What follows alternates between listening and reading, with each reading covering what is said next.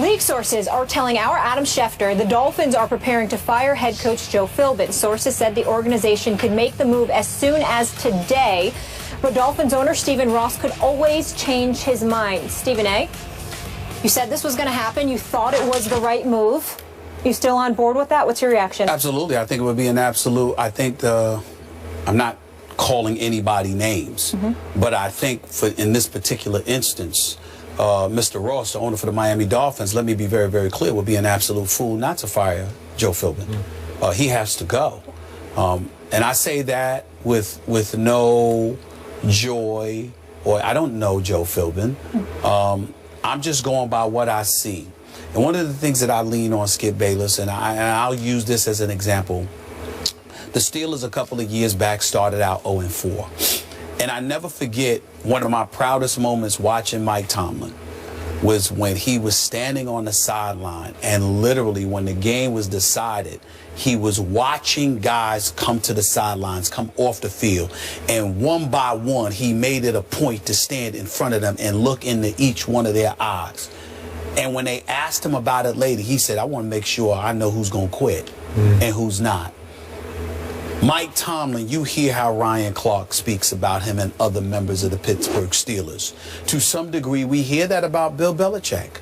We hear that. We heard that about Bill Parcells. We hear that about a plethora of other coaches. We also hear the flip side, the Philbins of the world, who had no business being the head coach. By the way, he wasn't even a coordinator, if I remember correctly. He was a position coach, and it's rare you see a position coach gets elevated to the head coaching duties. I believe that Joe Philbin is a knowledgeable football mind who can contribute to a lot of good to organizations. Maybe he could go back to Green Bay and work with Brett Favre or whatever. He has, Brett Favre, Aaron Rodgers. He has no business being a head football coach in the National Football League.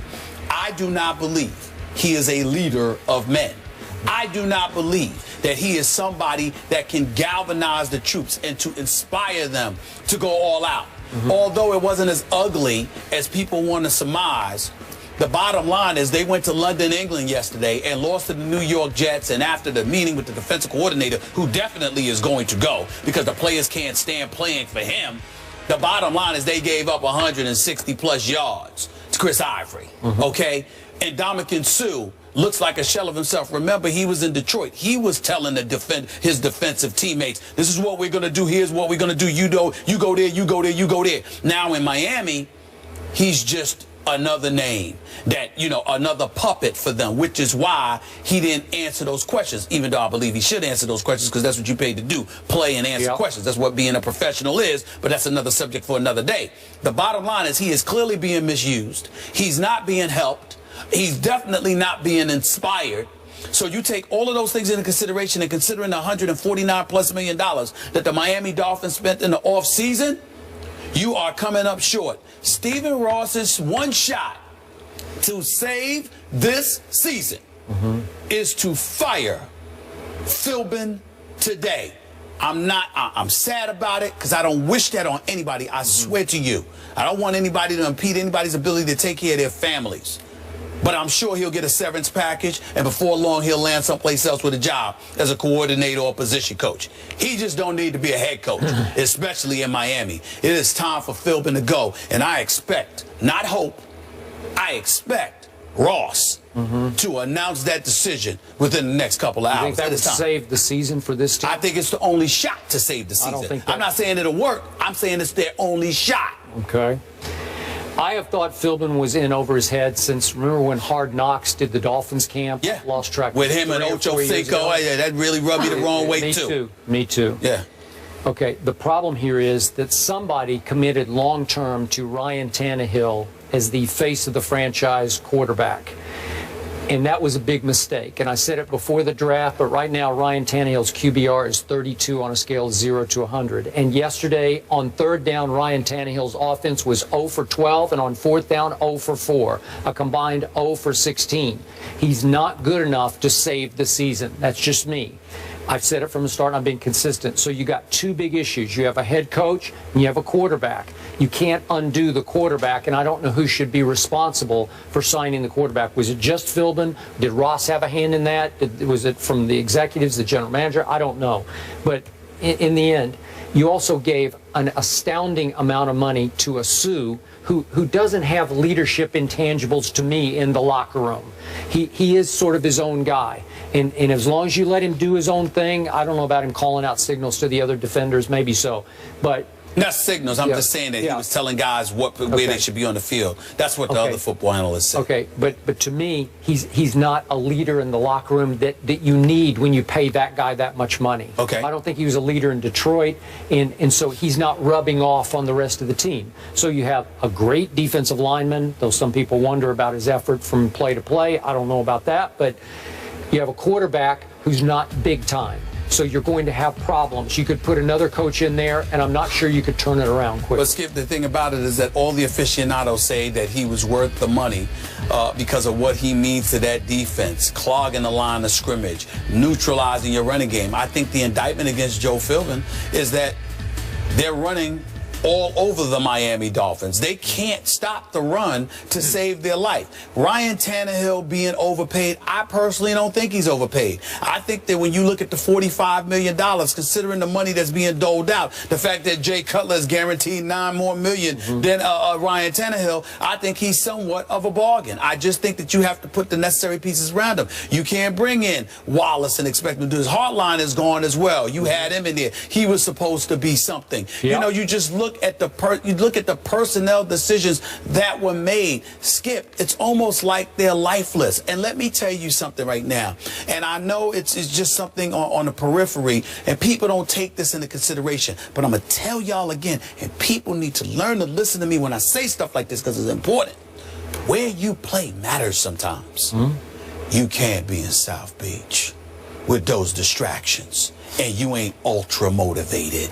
You have to be. A Kobe Bryant can play in South Beach. A Kevin Durant and a LeBron and them, they can play in South Beach. Dudes who are full. Russell Westbrook can play in South Beach. But you can't have somebody that's easily distracted. I get it. And they're in Miami. All I'm trying to say to you is that when stuff like that happens, you got to have that extra motivational skill inside of you when you don't have the personnel that fits that.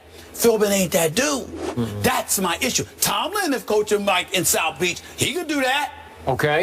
You need people like that. But at 0-4, he still had Big Ben. Right? I understand that. So you're okay. I understand that, but I'm just saying when things were falling apart, cats didn't go out there and give up. You got guys calling out the defensive coordinator. They tweeting about being gone. And, you know, all of this kind of stuff going on. In the middle of the game, you can't have that. Nope. They got to go.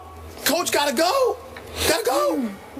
Like the Eagles, this Dolphins team, a lot of people were optimistic going into the season that they were going to be very strong. Now they're sitting at 1-3 in the AFC East. After the break, Jay Cutler leads Chicago to their first win of the season. Woohoo! How impressed is Stephen A. by the Bears franchise quarterback? Can't wait for that. Find out next.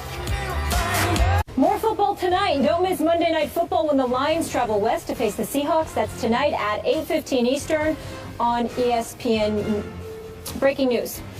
Miami head coach Joe Philbin has been fired after their loss yesterday to the Jets. That was across the pond, of course. Dolphins tight end coach Dan Campbell will step in as the interim coach. Stephen A., I know you're not surprised by this one. I'm not surprised by it. I'm not happy by it. The fact of the matter is that it had to be done. With all the money you spent in the offseason, you had to make a change. He is not the right man for that job. You know, maybe Dan Campbell that you mentioned is a bright young coach, former third-round pick of your New York Football Giants, tight end. Remember him out of Texas A&M? Played for my Cowboys briefly.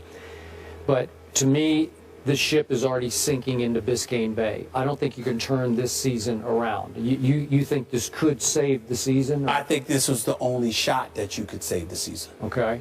And yet, a number of analysts did pick this team to actually win the AFC East. I thought that was just crazy.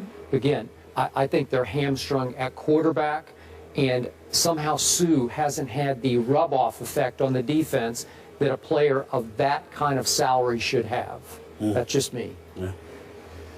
We'll see what happens. I'm curious why they didn't wait till the end of the year. I don't know how there's that much of a turnaround right now. I think there's a lot of pressure on this team because of the money that was spent, especially on Sue. And like you said, high hopes coming into the season. I know you weren't high on them. I was. Not only that, you can't have changes in New York, changes in Buffalo, and Deflategate, and you end up in last place after all that chaos in the same. Yeah, that's true. No question. Great job today, gentlemen. As always, tomorrow Charles Tillman will join us for Skip Bayless, Stephen A. Smith. I'm Molly Karam. Thanks for hanging with us. We'll see you guys tomorrow.